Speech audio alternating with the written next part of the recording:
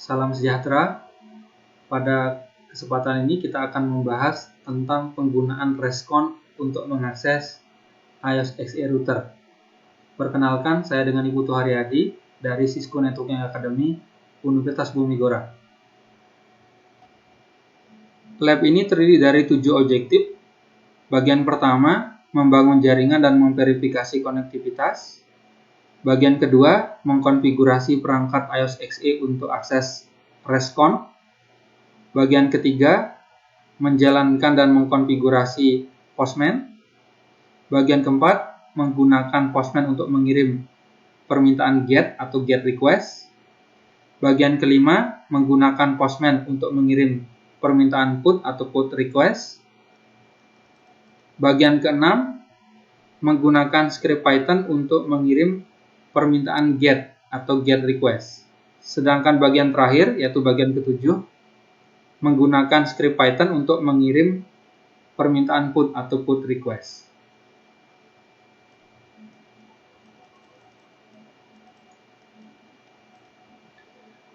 Lab ini memiliki latar belakang, yaitu protokol Rescon menyediakan subset fitur Netcom yang sudah disederhanakan melalui RESTful API. Rescon mengizinkan kita untuk membuat API call RESTful ke perangkat iOS XE. Data yang dikembalikan oleh API dapat diformat, salah satunya berupa XML atau JSON. Pada bagian awal dari lab ini, kita akan menggunakan program Postman untuk membangun dan mengirim API request ke layanan Rescon yang berjalan pada CSR1KV. Sedangkan di bagian kedua dari lab ini, kita akan membuat script Python untuk melakukan tugas yang sama seperti pada program Postman. Untuk bisa mengikuti lab ini, terdapat beberapa sumber daya yang dibutuhkan. Pertama, sebuah PC dengan sistem operasi yang dapat ditentukan secara mandiri. Kedua, hypervisor dapat berupa VirtualBox atau VMware. Ketiga, virtual machine dev associate.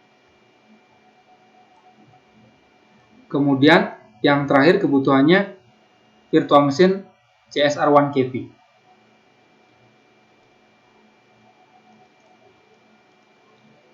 Adapun langkah-langkah untuk mengikuti lab ini, bagian pertama yaitu menjalankan virtual machine dan memverifikasi konektivitas. Pada bagian ini, pastikan 2 VM sudah dijalankan. Kemudian akan diverifikasi koneksinya menggunakan koneksi SSH. Langkah pertama, pastikan VM sudah berjalan, baik VM Dev Associate maupun CSR1KV. Kita lihat di sini VM Dev Associate sudah berjalan, kemudian VM CSR1KV juga sudah berjalan. Sudah terlihat prompt dari CSR1KV. Langkah kedua, yaitu kita akan memverifikasi koneksi di antara virtual machine. Pada VM CSR1KV, tekan Enter untuk memunculkan command prompt dan gunakan perintah show spasi IP spasi interface spasi brief untuk memverifikasi pengalamatan IP versi 4 yang dimiliki oleh interface yang ada pada router CSR1KV. Jika alamatnya berbeda, gunakan alamat tersebut. Dalam lab ini dicontohkan menggunakan alamat IP 192.168.56.1 pada file lab. Namun kita akan verifikasi di VM CSR1KV yang terinstall apakah menggunakan IP yang sama atau tidak. Jika berbeda, menggunakan nilai tersebut sebagai nilai IP yang akan digunakan seterusnya ketika lab ini. Kita akan coba verifikasi. Enable buat pindah dari mode user ke mode privilege. Kemudian verifikasi pengalamatan IP yang digunakan oleh CSR1KV dengan mengeksekusi perintah show spasi IP spasi interface spasi brief. Terlihat di sini pengalamatan IP yang digunakan yaitu 192.168.56.3 pada interface Gigabit Ethernet 1. Hal ini menunjukkan bahwa alamat IP yang digunakan berbeda dengan alamat IP yang ada pada modul lab-nya. IP ini akan digunakan sebagai referensi untuk uji coba berikutnya. Berikutnya, kita akan membuka terminal di Virtual Machine Dev Associate. Berikutnya, lakukan verifikasi koneksi dengan menggunakan perintah ping ke CSR1KP untuk memverifikasi konektivitasnya. Perintah yang digunakan yaitu ping spasi -C5 spasi alamat IP dari CSR1KP. Dalam hal ini 192.168.56.3. -C5 digunakan agar pengiriman paket ICMP-nya sebanyak 5 kali. Kita coba langsung. Ping spasi -C5 alamat IP dari CSR1KP, yaitu 192.168.56.3. Terlihat verifikasi koneksi sudah berhasil dilakukan.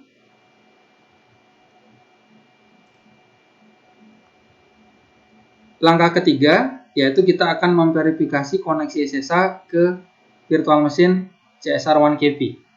Pada terminal dari VM.Associate, eksekusi perintah SSH spasi user yang digunakan untuk login yaitu Cisco, @sign alamat IP dari CSR1KP yaitu 192.168.56.3.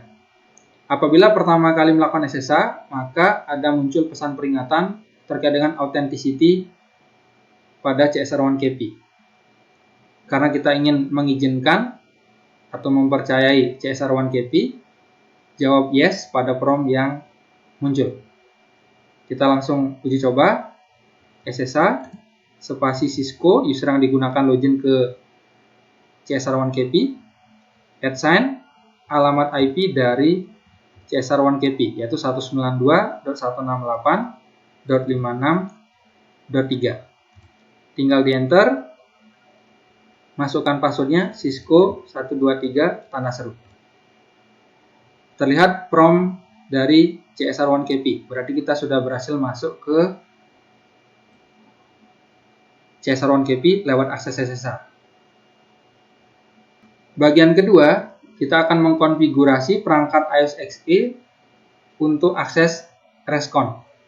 Di bagian ini kita akan mengkonfigurasi VM CSR1KP agar menerima pesan Rescon.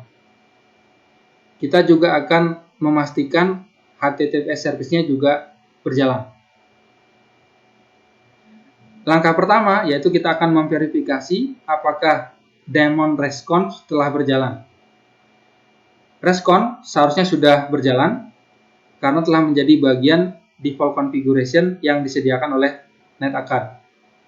Dari terminal CSR1KP, kita bisa eksekusi perintah show spasi platform spasi software spasi yang minus management spasi proses untuk melihat apakah semua daemon yang dihubungkan dengan service Rescon telah berjalan. Daemon netcon juga berjalan, namun belum digunakan pada lab ini. Apabila satu atau beberapa daemon yang diperlukan belum berjalan, bisa dieksekusi langkah kedua untuk mengaktifkannya. Kita kembali ke VM CSR1KP, kemudian kita tinggal eksekusi perintah show spasi platform spasi software yang minus management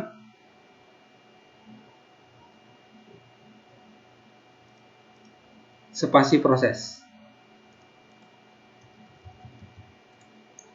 Terlihat semua daemon telah berjalan, mulai dari daemon confd sampai dengan popd, itu sudah running. Langkah ketiga yaitu mengaktifkan dan memverifikasi layanan HTTPS. Untuk mengaktifkan layanan HTTPS, kita masuk ke Global Configuration dan menentukan autentikasi server yang digunakan, yaitu local database. Perintah yang digunakan yaitu configure spasi terminal untuk berpindah dari mode privilege ke mode global configuration, kemudian eksekusi IP spasi HTTP spasi secure minus server untuk mengaktifkan HTTPS server, kemudian IP spasi HTTP spasi authentication spasi lokal untuk menentukan agar authentication server yang digunakan yaitu local database. Kita verifikasi, kita uji coba langsung. Configure terminal, IP spasi HTTP spasi server, IP spasi HTTP server authentication.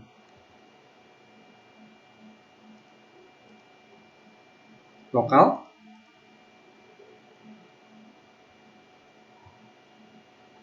IP spasi HTTP authentication spasi lokal. Tinggal exit, kembali ke mode privilege. Kemudian kita verifikasi menggunakan perintah show spasi platform spasi software spasi yang minus management spasi proses. NDX-nya sudah berjalan.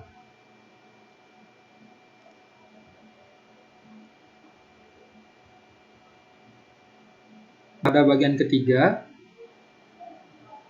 kita akan menjalankan dan mengkonfigurasi Postman.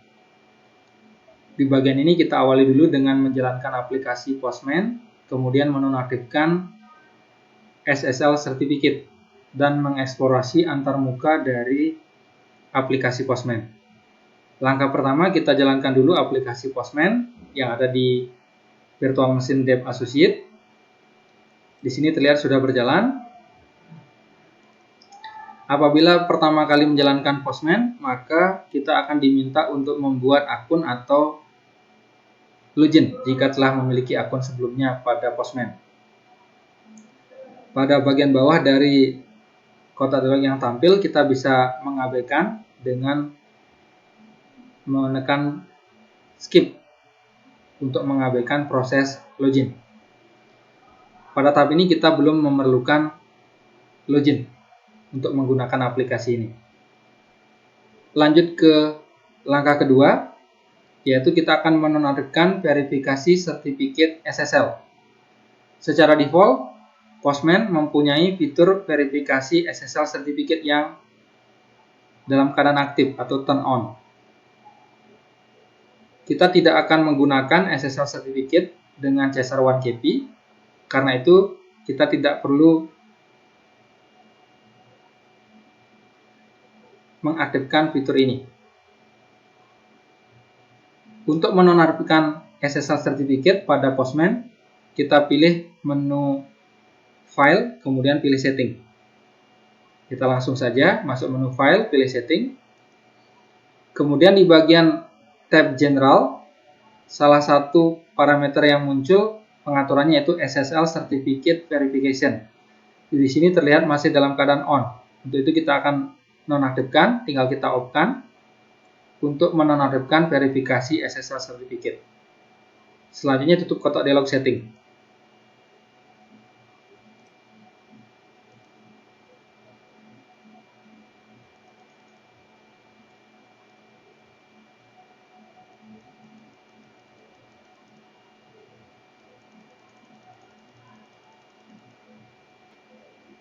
Berikutnya bagian keempat, menggunakan Postman untuk mengirim permintaan GET atau GET request. Di bagian ini kita akan menggunakan Postman untuk mengirim permintaan GET ke CSR1KP sehingga dapat memverifikasi koneksi ke layanan Respond. Langkah pertama, kita akan mengeksplorasi antarmuka dari Postman.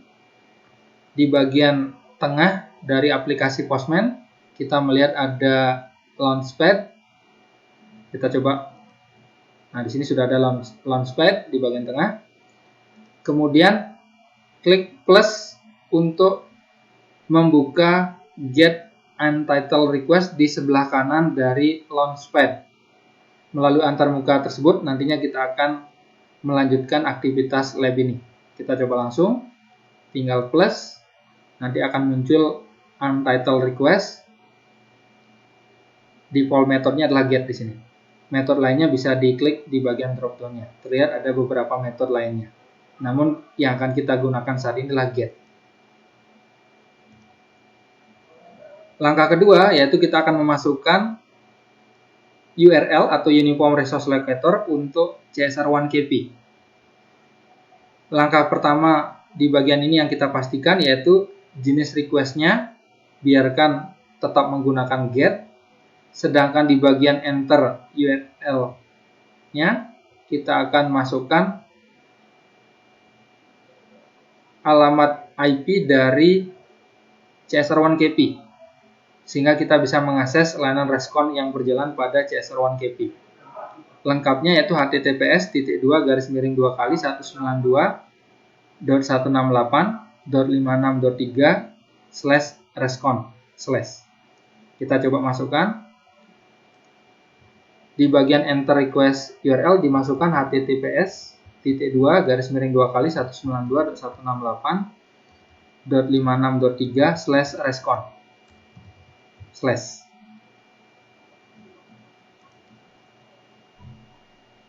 Tahap ketiga yaitu kita akan memasukkan credential authentication, autentikasinya. Di bagian bawah dari field URL, di sana terdapat beberapa tab yang muncul. Kita langsung amati. Ada tab params, ada tab authorization, header, body, pre-request script, test, dan setting.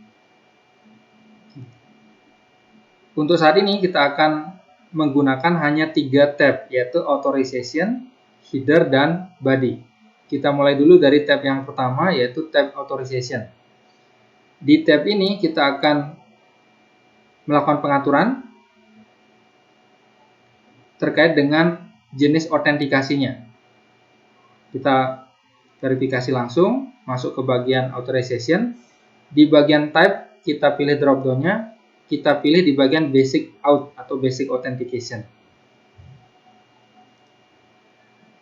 Kemudian username dan password yang digunakan untuk autentikasi secara lokal ke CSR1KP, karena di CSR1KP tadi kita sudah aktifkan autentikasi yang menggunakan local database, kredensialnya. Username-nya menggunakan Cisco, password-nya Cisco 123 tanda seru. Kita verifikasi. Oke, di bagian username dicantumkan Cisco, di bagian password dimasukkan Cisco 123 tanda seru. Untuk memunculkan password yang sudah dimasukkan di inputan password bisa dipilih checkbox show password. Oke, nanti akan terlihat passwordnya. Jika sudah yakin passwordnya sudah tepat, tinggal di-uncheck, dihilangkan centangnya agar tidak memunculkan kembali passwordnya. Berikutnya, kita pindah ke tab header, kemudian kita pilih Seven Hidden, karena disembunyikan default-nya. Kita pilih header. Oke, jadi awalnya Seven Hidden, kita tinggal kita pilih tab header, kemudian pilih Seven Hidden, sehingga ditampilkan header-header yang sudah ada.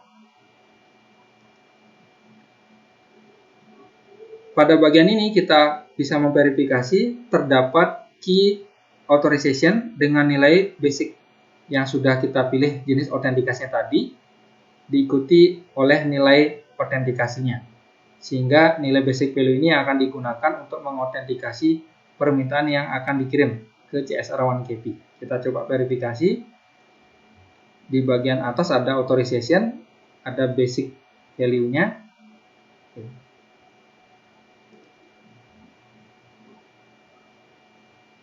Langkah keempat, kita akan mengatur JSON sebagai tipe data yang dikirim dan diterima dari CSR1KP.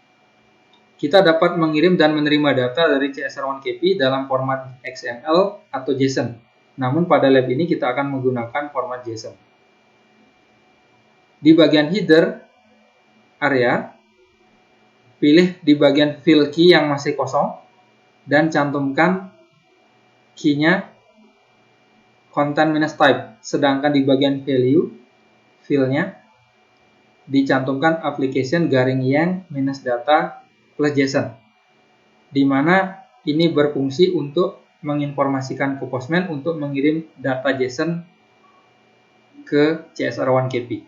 Kita coba langsung, tinggal scroll dulu ke bawah, di bagian field key yang masih kosong kita cantumkan di sini content minus type. Di bagian value dicantumkan application garing yang minus data plus JSON.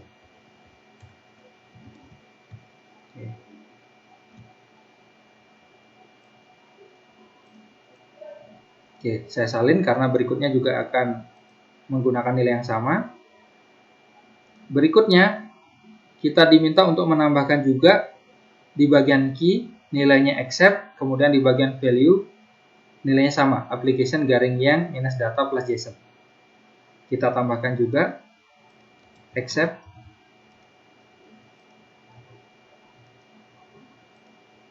value-nya application garing yang minus data plus JSON.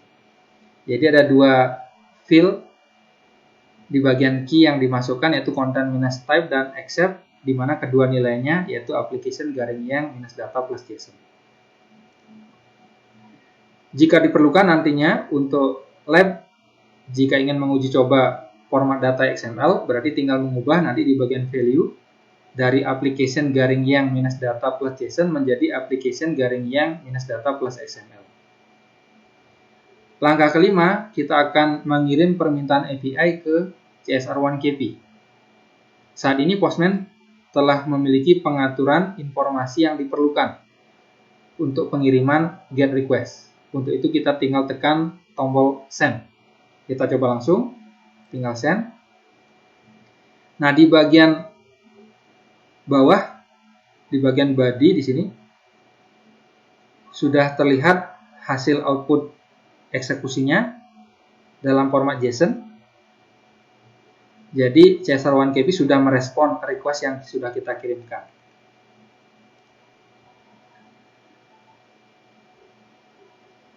JSON respon yang tadi yang sudah kita verifikasi nilainya sama seperti yang tertera di file lab ini. JSON respon tersebut memverifikasi bahwa Postman dapat mengirim request REST API ke CSR1KP.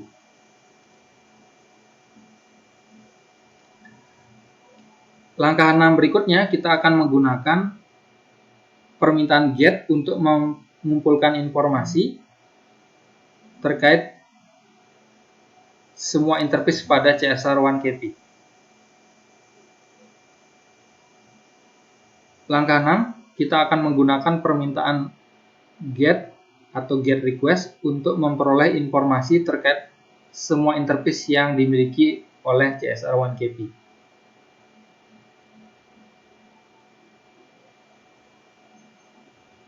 Untuk itu, kita akan duplikasi tab GET yang tadi sudah kita buat sebelumnya.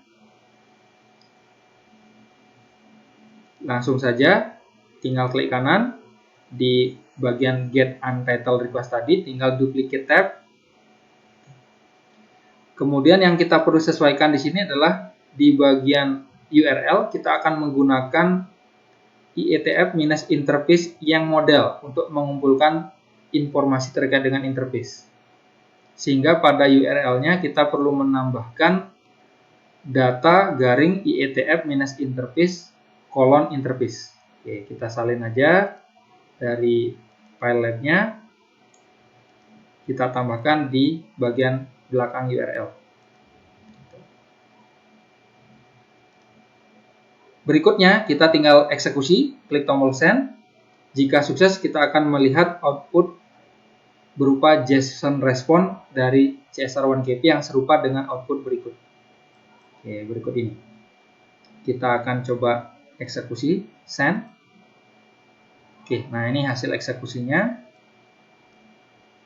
Di sini terlihat bahwa CSR1KB memiliki interface Gigabit Ethernet 1. Jadi nilainya sama, serupa dengan output yang ada di file lab-nya.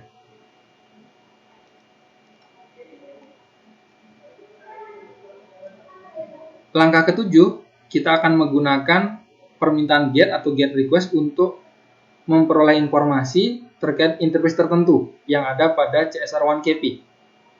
Pada lab ini hanya Gigabit Ethernet 1 yang dikonfigurasi interface-nya pada CSR1KB.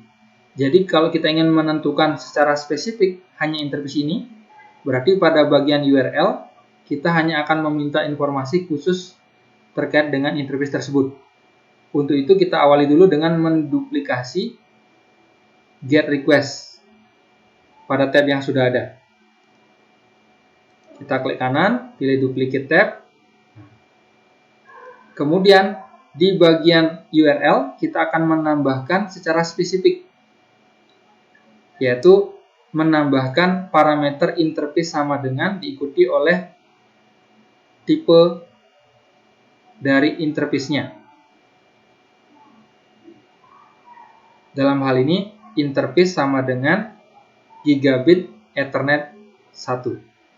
Oke, kita salinkan aja dari file lab-nya, kita salin, kita masukkan di file yang belakang dari bagian URL-nya.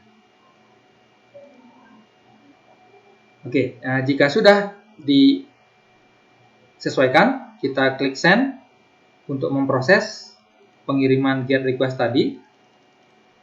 Jika sukses, JSON respon dari CSR1KB akan serupa dengan nilai berikut.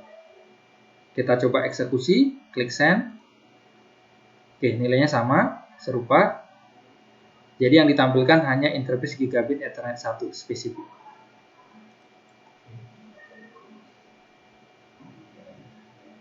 Oke, output tadi berupa JSON respon yang menampilkan informasi detail terkait dengan interface Gigabit Ethernet 1 di sini. Interface tersebut menerima pengalamatan IP dari VirtualBox template karena disettingnya secara DHCP tadi. Untuk itu kita bisa secara lengkap memverifikasi menggunakan perintah show running-config .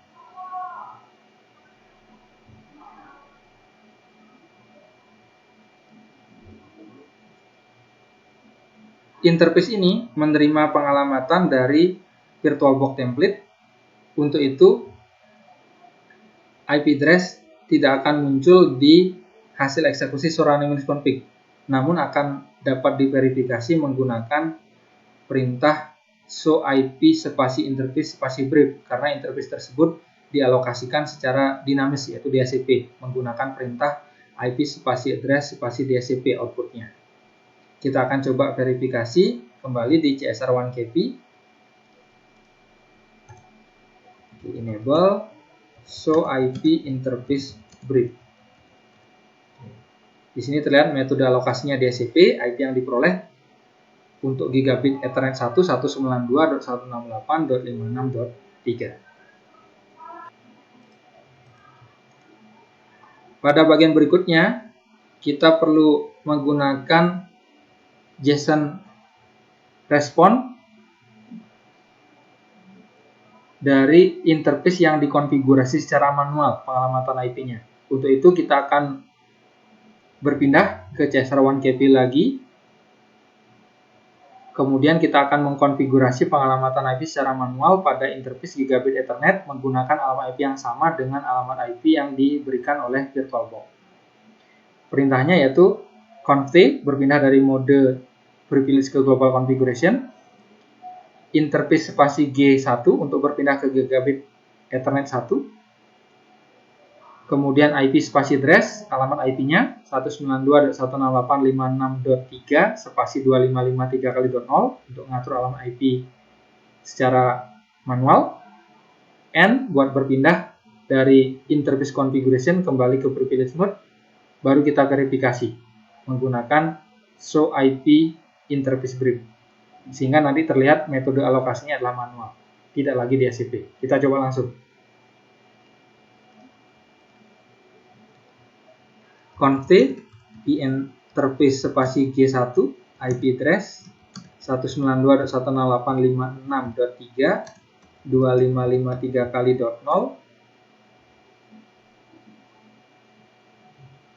tinggal N, so spasi IP spasi interface spasi break.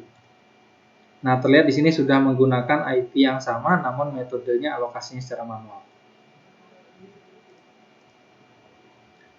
Berikutnya kita akan kembali ke aplikasi JSON dan mengirim ulang GET request-nya, sehingga informasi pengalamatan IP versi 4 yang tampil sebagai respon dari JSON akan menunjukkan bahwa alamat IP-nya diatur secara manual, sehingga akan tampak seperti berikut. Kita coba langsung. Kita tinggal send. Nah, di sini sudah terlihat alamat IP-nya secara manual. Netmask-nya juga terlihat.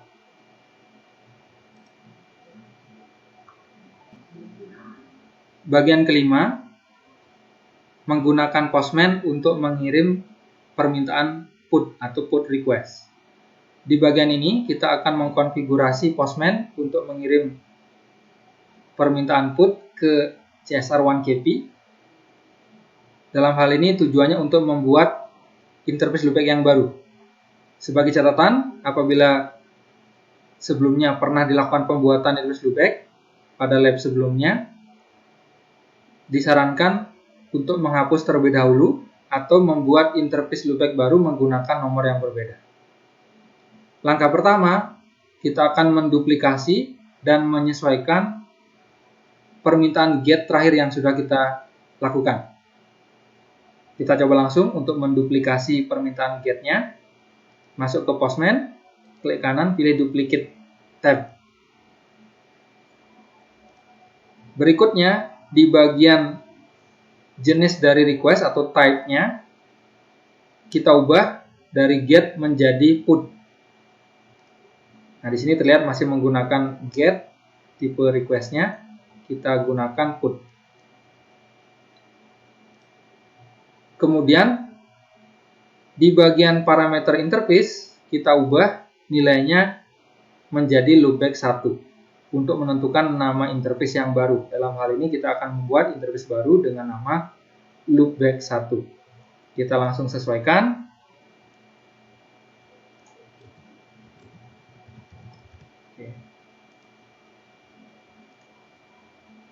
Oke. Berikutnya, langkah kedua, mengkonfigurasi body dari request untuk menentukan informasi yang diperlukan terkait pembuatan interface loopback yang baru, yaitu dengan mengakses tab body di sebelah kanan header dan memilih radio button raw. Kita coba langsung. Body di sebelah kanan header, kemudian memilih raw, di mana isian filenya masih kosong. Jika saat ini kita langsung menekan tombol send, maka akan muncul kode error atau kode kesalahan 400 byte request. Hal ini karena loopback 1 belum ada dan tidak terdapat informasi yang mencukupi untuk membuat interface tersebut. Kita coba verifikasi. Jika ditekan tombol send langsung, ya nanti akan muncul 400 byte request. Di sini ada error. Berikutnya, di bagian body section, kita akan menambahkan data JSON yang diperlukan untuk pembuatan interface loopback yang baru dengan nama loopback 1. Untuk itu kita akan salinkan JSON datanya dari file lab ini. Kita salin. Kemudian kita masukkan ke bagian body. Paste. Kemudian kita salin lanjutannya, masih ada belum keseluruhan yang kita salin. Kita tempatkan di bagian paling bawah. Oke. Sehingga isian fill body-nya seperti ini. Di sini terlihat ada beberapa informasi yang bisa kita nalar, yaitu nama interface loopback yang akan kita buat, loopback 1, memiliki deskripsi my first response loopback, kemudian tipenya IANA-IF-type super loopback, enable true. Kemudian IP yang diberikan 10.1.1.1 dengan netmask 2553x.0. Oke, nah jika sudah disalinkan, di sini ada beberapa yang di-highlight, ditandai untuk menjadi perhatian. Nah, berikutnya kita akan klik tombol send untuk mengirim put request tadi ke CSR1KP. Jika berhasil terbuat, nanti responnya berupa kode status 201 created. Nah, jadi sudah mengindikasikan sumber daya tersebut berhasil terbuat. Kita coba langsung. Kita send. Nah, di sini sudah terlihat statusnya 201 create. Oke.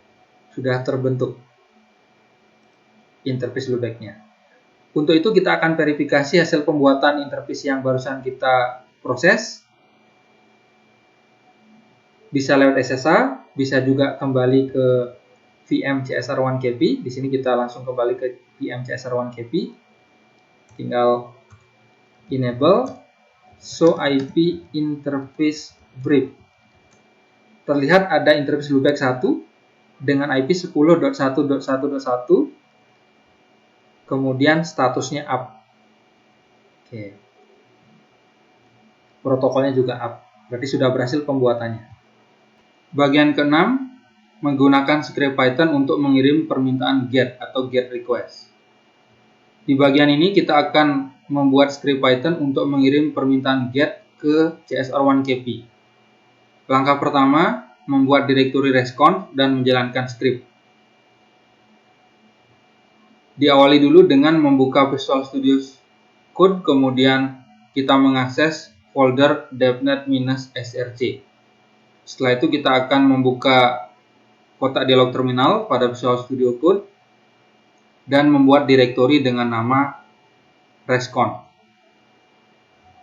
Kita langsung saja akses Visual Studio Code, kemudian masuk ke menu File, Open Folder, navigasi ke direktori lab devnet-src, tinggal di OK.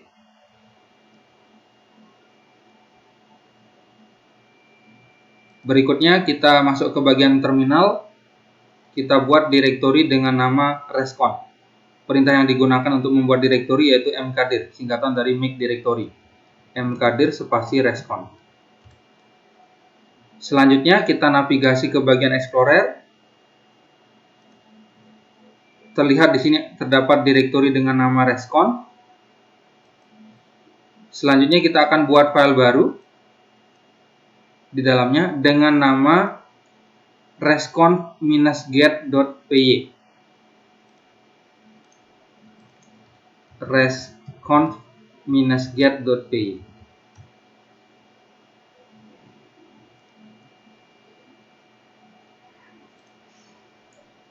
Berikutnya kita akan melengkapi kode program di dalam file rescon.py, yaitu yang pertama kita akan mengimport modul JSON, kemudian kita akan mengimport modul request. Berikutnya kita akan mengatur agar menonaktifkan peringatan SSL certificate dengan menambahkan kode program request.package.urllib3.disable_warning. Kita langsung aja tambahkan kode programnya di file rescon-get.py. Jadi di baris pertama import JSON, modul JSON diimport. Yang kedua import modul request. Langkah ketiga di baris ketiga yaitu untuk mendisable SSL certificate warning. Request.package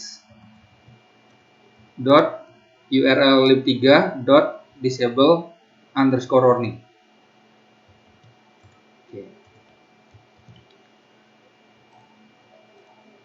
Modul JSON nantinya kita akan butuhkan untuk mengkonversi JSON data ke Python object dan sebaliknya. Sedangkan modul request digunakan nantinya sebagai metode untuk mengirim permintaan REST melalui URL. Berikutnya kita masuk ke langkah kedua, yaitu kita akan membuat variabel yang dibutuhkan sebagai komponen untuk permintaan. Diawali dulu dengan membuat variabel dengan nama APA_URL dan memberikan nilai URL yang akan diakses, yaitu informasi interface pada CSR1KP. Jadi dalam hal ini kita akan menampung nilai URL yang akan digunakan untuk mengakses informasi interface pada CSR1KP pada variabel dengan nama APA_URL. Kita salinkan aja langsung deklarasi variabelnya. Kita paste. Oke, jadi deklarasinya sudah ditambahkan. Jadi deklarasi variabel APA_URL menampung URL terkait dengan mengakses informasi interface yang ada di CSR1KP. Yang perlu kita sesuaikan adalah alamat IP-nya. Karena alamat IP yang kita gunakan untuk CSR1KP adalah 192.168.56.3. Selanjutnya, membuat dictionary variable dengan nama header, di mana di dalamnya menampung ada dua key, yaitu accept dan content-type, di mana nilai keduanya yaitu application _yang -data plus JSON. Kita salinkan aja dari kode program yang sudah ada di file lab-nya. Kita tambahkan setelah deklarasi variabel APA_URL.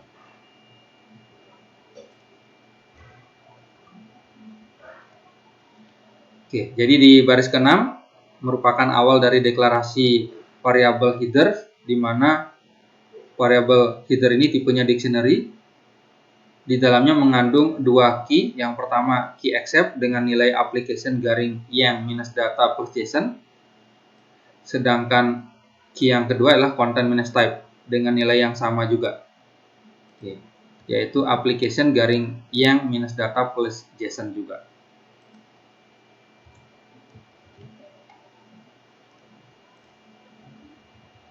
Berikutnya, kita akan membuat satu variabel dengan nama basic out. Di dalamnya menampung dua nilai, yaitu nilai terkait dengan username dan password.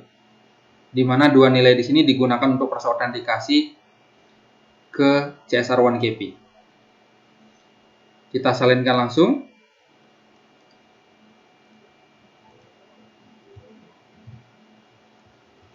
Oke, kita sudah menambahkan setelah deklarasi variabel header, sudah terlihat di baris 10 ada deklarasi variabel basic out yang menyimpan dua nilai, yaitu username Cisco dan password dari username Cisco, yaitu Cisco123 tanda seru. Langkah ketiga, yaitu kita akan membuat variabel yang kita akan gunakan untuk mengirim permintaan dan menyimpan respon dari JSON. Penggunaan variabel yang sudah sebelumnya kita buat sebagai parameter untuk metode request.get. Metode ini digunakan untuk mengirim permintaan get ke response API pada CSR1KP.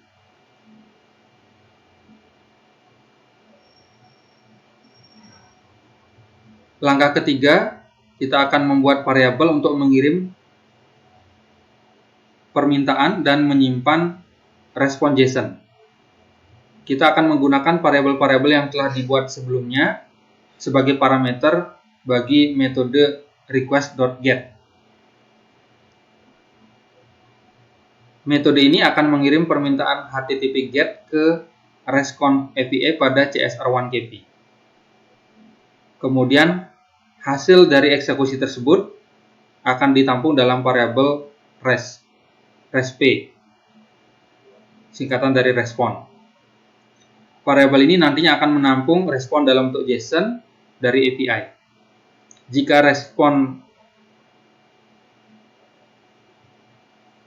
Jika request-nya sukses, maka JSON akan memuat yang data model. Perintah yang digunakan untuk menampung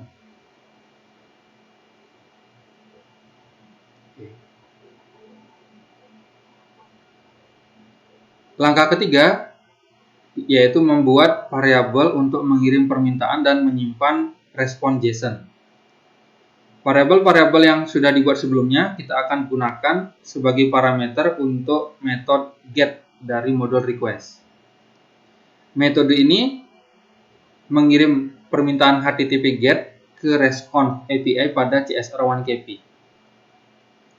Hasil dari permintaan tersebut akan ditampung dalam variabel dengan nama resp. Variabel ini nantinya akan menampung respon JSON dari API. Apabila permintaan tersebut sukses, maka JSON akan memuat yang data model yang dijadikan nilai balik. Adapun statement yang digunakan untuk mengirim permintaan GET, yaitu kita akan menggunakan modul request dengan metode GET, di mana dalam metode GET di sini kita memiliki ada 4 parameter. Parameter pertama yaitu API_URL yang menampung Uniform Resource Locator URL terkait dengan pengambilan informasi interface yang ada di CSR1KP, di mana tadi sudah kita deklarasikan variabel dengan nama API_URL. Kemudian parameter kedua, parameter out, di mana nilainya diambil dari deklarasi variabel basic out yang sudah menampung username Cisco dan password Cisco 123 tanda seru, diperlukan untuk autentikasi ke CSR1KP. Kemudian parameter ketiga, parameter header, nilainya diambilkan dari deklarasi variabel header yang digunakan untuk mengatur parameter yang diberikan terkait dengan header seperti authorization,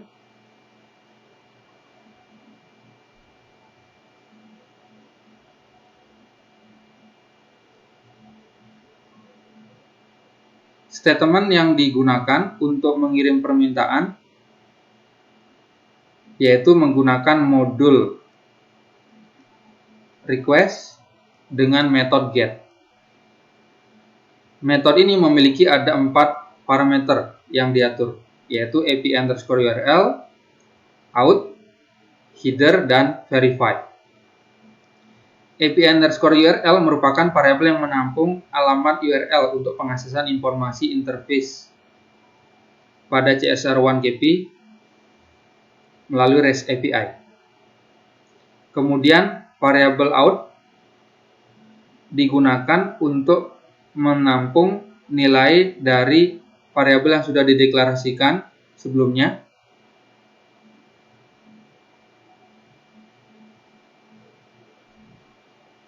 Statement yang digunakan untuk mengirim permintaan yaitu dengan mengeksekusi modul request dengan metode get, di mana terdapat 4 parameter dari modul get yang akan digunakan, yaitu API_URL yang menampung variabel terkait dengan alamat URL untuk mengakses ke respon API sehingga dapat mengambil informasi interface yang ada di CSR1KP. Kemudian parameter kedua yaitu parameter out, di mana nilainya diambil dari deklarasi variabel basic out yang telah menampung informasi mengenai autentikasi berupa username Cisco, password Cisco 123 tanda seru. Parameter ketiga yaitu parameter header, di mana nilainya diambilkan dari deklarasi variabel header yang di dalamnya sudah menampung informasi mengenai key accept dan key content minus type, di mana kedua nilainya adalah application garing yang minus data plus JSON. Sedangkan parameter keempat yaitu verify yang digunakan untuk menonaktifkan verifikasi SSL certificate ketika permintaan dibuat, di mana nilainya false untuk menonaktifkan. Kita akan salinkan hasil dari eksekusi method get di sini ditampung dalam variabel resp. Jadi resp di sini merupakan variabel yang menampung respon dari eksekusi permintaan method get di sini. Kita akan salinkan. Kita taruh setelah deklarasi variabel basic out. Kemudian berikutnya kita akan menambahkan fungsi print untuk menampilkan isi dari variabel resp yang menampung respon code dari HTTP. Kita akan salinkan.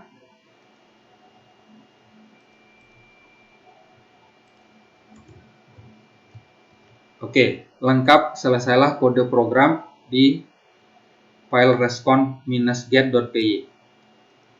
Berikutnya kita akan menjalankan skripnya dan memverifikasi output dari eksekusi skrip tersebut. Namun sebelum itu kita berpindah dulu ke direktori respon dengan menggunakan perintah cd spasi respon, baru kita eksekusi menggunakan perintah python 3 spasi nama filenya yaitu respon-get.py.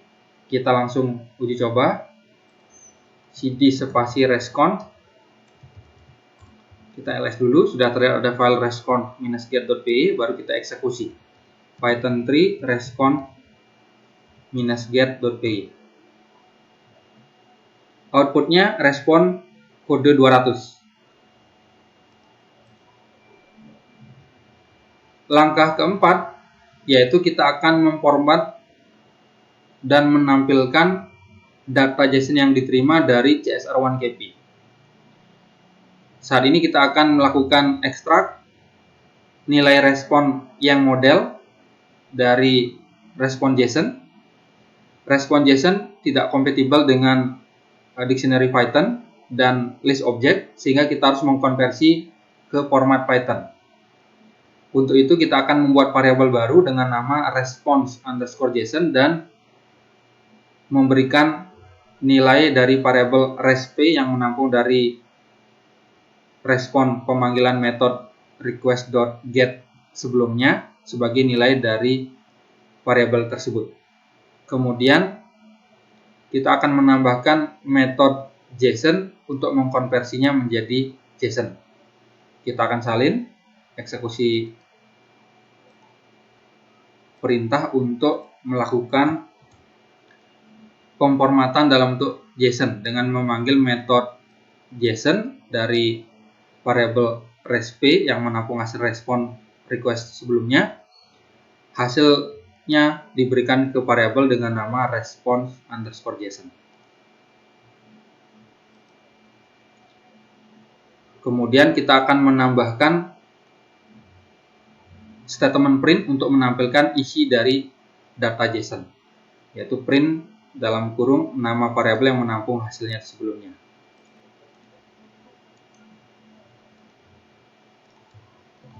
Oke, nah sudah disalinkan. Berikutnya kita akan menyimpan dan menjalankan skripnya. Jika sudah sesuai, maka hasil outputnya seperti tampak pada file lab ini. Kita coba langsung. Tinggal disimpan, Ctrl S, menyimpan kode program yang ada di Visual Studio Code. Kemudian kita masuk ke terminal, Python 3 respon-get.py. Terlihat hasilnya ada respon code 200 dan penampilan nilai dari variabel respon_JSON yang ditampilkan tadi menggunakan bantuan fungsi print. Di sini terlihat ada dua interface yang dimiliki oleh CSR1KP, yaitu Gigabit Ethernet 1. Kemudian yang kedua ada interface loopback. Nah, ini loopback 1. Berarti setelah sukses dieksekusi.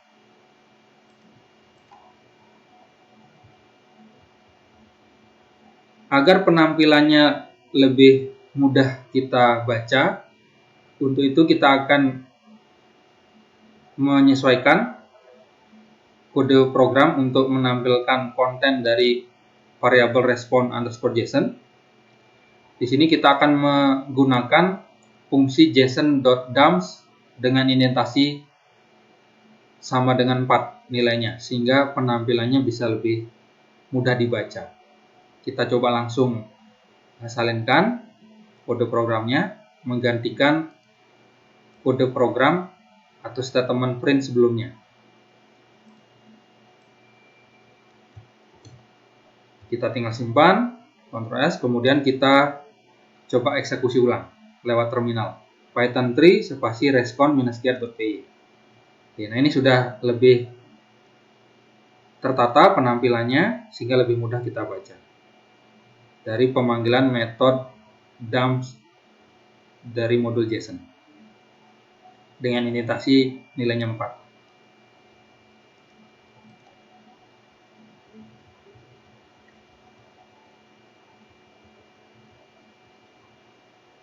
Bagian ketujuh, yaitu kita akan menggunakan script Python untuk mengirim permintaan put atau put request. Di bagian ini kita akan membuat script Python untuk mengirim permintaan put ke CSR1KP. Seperti yang sudah kita selesaikan lewat Postman, kita juga akan membuat interface loopback baru menggunakan script Python. Dalam hal ini kita akan membuat file baru dengan nama respon-put.py sebagai langkah pertama. Setelah itu kita akan mengimport modul dan mendisable peringatan SSL. Kita coba langsung masuk ke Visual Studio Code, Explorer. Kita bikin file baru di dalam direktori respon dengan nama respon-put.py. Selanjutnya kita akan mengimport modul JSON. Kemudian mengimport juga modul request. Selanjutnya kita akan menonaktifkan peringatan SSL dengan mengeksekusi statement request.package.urllib3.disable_warning. Kita salin, langsung masuk ke Visual Studio Code di baris ketiga. Berarti kita sudah menonaktifkan peringatan SSL. Langkah kedua, kita akan membuat variabel yang menjadi komponen dari permintaan yang akan kita kirimkan ke CSR1KP. Kita awali dulu dengan pembuatan variabel dengan nama API_URL, di mana di dalamnya menampung URL sebagai target dari pembuatan interface loopback yang baru dengan nama loopback 2. Oke, deklarasinya API_URL, operator sama dengan, itu berarti operator pemberian nilai, nilainya berupa URL. Dalam hal ini https://2 kali IP dari CSR1KP, nanti kita sesuaikan, yaitu 192.168.563//ietf-interface:interface sama dengan loopback 2. Loopback 2 ini adalah interface baru yang akan kita buat. Kita salinkan langsung.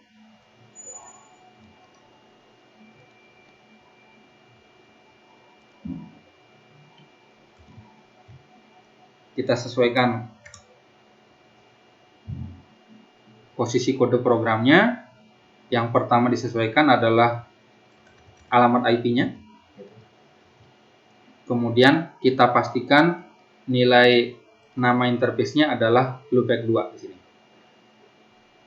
Oke, sudah tepat. Berikutnya kita akan membuat dictionary variable dengan nama header sama seperti sebelumnya yang memuat key. Ada dua key, yaitu accept dan content-type. Di mana kedua key di sini memiliki nilai yang sama, yaitu application_yang-data plus JSON. Kita salin langsung kode programnya dari PyLab ke Visual Studio Code. Kita tata penampilannya. Oke. Jadi di sini terdapat deklarasi variabel header di baris kelima, di mana di dalamnya menampung dictionary. Ada dua key yang ada, accept dan content-type, di mana kedua nilainya yaitu application_yang-data plus JSON. Berikutnya, kita akan membuat variabel Python tuple dengan nama basic out. Sama seperti juga ketika Python script get request sebelumnya. Nama variabel basic out di sini kita gunakan untuk menampung dua nilai yang diperlukan untuk autentikasi. Dalam hal ini username Cisco dan password dari username Cisco yaitu Cisco 123 tanda seru. Kita salin deklarasi variabelnya.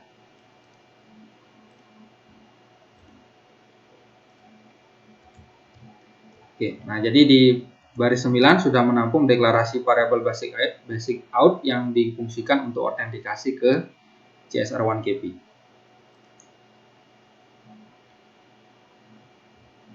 Selanjutnya kita akan membuat Python dictionary variable dengan nama yang config, di mana di dalamnya menyimpan yang data yang diperlukan untuk membuat interface loopback yang baru dengan nama loopback 2.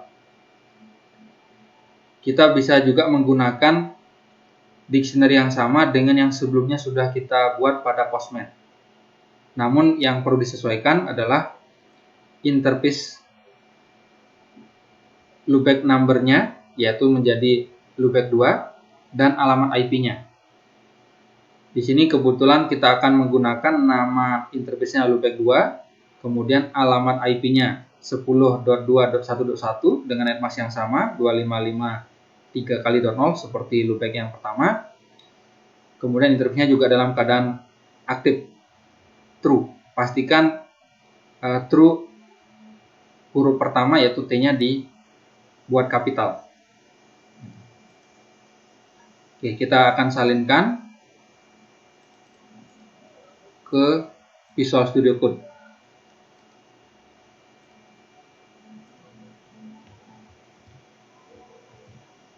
Kemudian di bagian bawah masih ada tersisa baris kode programnya, kurung awal penutup, kita salinkan juga. Oke. Nah, ini merupakan variabel yang config yang menampung nilai yang data yang diperlukan untuk membuat interface baru dengan nama loopback 2. Oke, nah jika sudah, berikutnya langkah ketiga, kita akan membuat variabel untuk mengirim permintaan dan menyimpan respon JSON-nya. Kita juga akan menggunakan variabel yang sudah dideklarasikan sebelumnya sebagai parameter dari metode put module request, di mana metode di sini akan mengirim permintaan HTTP put ke respon API. Hasil dari permintaan tersebut akan ditampung dalam variabel RESP. Variabel ini nantinya akan menampung respon JSON dari API. Apabila permintaan sukses, maka JSON akan memuat yang data model yang dijadikan nilai balik.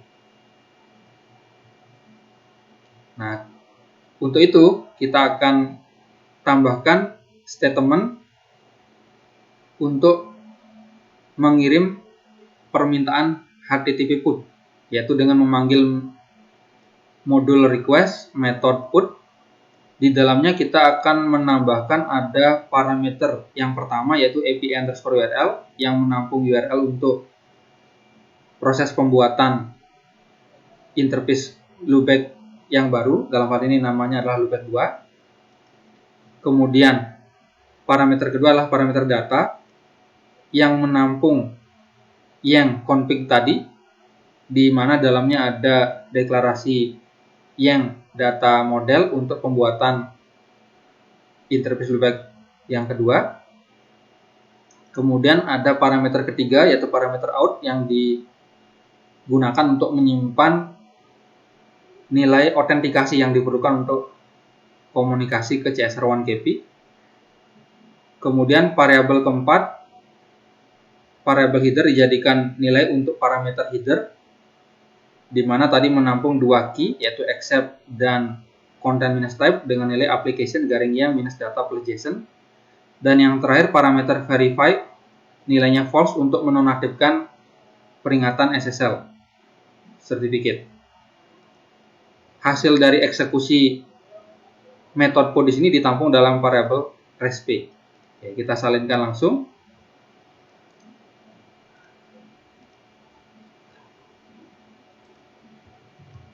Kita tata pengaturan posisi kode programnya. Oke, berarti baris 27 sudah menampung deklarasi variabel resp yang difungsikan untuk menampung nilai dari hasil pemanggilan method put dari modul request. Berikutnya, kita akan menambahkan kode program untuk menangani respon. Jika responnya berupa salah satu dari HTTP success message atau pesan sukses HTTP, maka pesan pertama yang akan ditampilkan ke layar. Sebaliknya, berarti terjadi error, maka pesan kedua yang akan ditampilkan, yaitu di bagian else. Kode respon dan pesan error akan ditampilkan ketika terjadi error. Di sini terlihat ada penggunaan kendali program if jika nilai dari metode status underscore code yang ada pada variabel resp sebagai variabel yang menampung nilai balik dari pemanggilan metode put dari modul request lebih besar atau sama dengan 200 dan nilai dari metode status underscore code lebih kecil atau sama dengan 299, maka yang akan ditampilkan pesannya adalah status OK, berarti sukses dieksekusi. Kemudian dilakukan pemformatan nilai dari respon status underscore code-nya ditempatkan di bagian placeholder setelah diformat. Sebaliknya, di bagian else, berarti terjadi error, maka akan ditampilkan pesan error status code-nya, ditampilkan juga pesan errornya. Kita akan salinkan ke Visual Studio Code.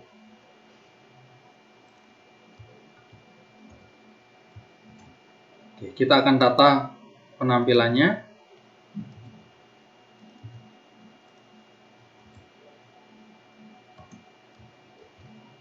Oke, jadi baris ke-28 sampai dengan 31 digunakan untuk melakukan pengecekan apakah nilai dari return value status underscore code lebih besar sama dengan 200 dan lebih kecil sama dengan 299. Jika iya, tampilkan status OK. Sebaliknya, berarti terjadi error.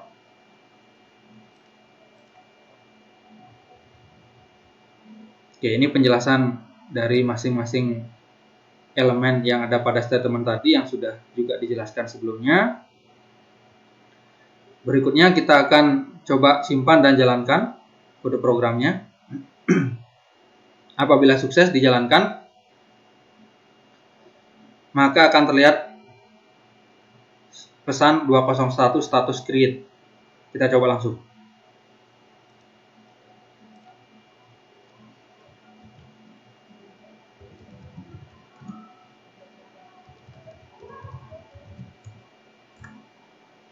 Oke, statusnya oke, 201. Jadi sukses. Kita verifikasi. Enable. Buat berpindah dari mode user ke privilege. So, spasi IP, spasi interface, spasi brief. Untuk memverifikasi interface yang ada di CSR1KP. Nah, di sini terlihat sudah ada interface baru dengan nama loopback 2. Dengan IP 10.2.1.1. Statusnya juga sudah up, protokolnya up. Berarti sukses dibuat menggunakan Python script yang sudah kita buat sebelumnya.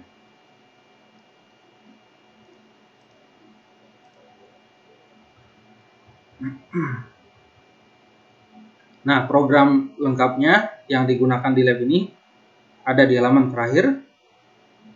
Dan kita juga sudah buat secara mandiri dari referensi file lab ini. Demikian lab ini. Terima kasih.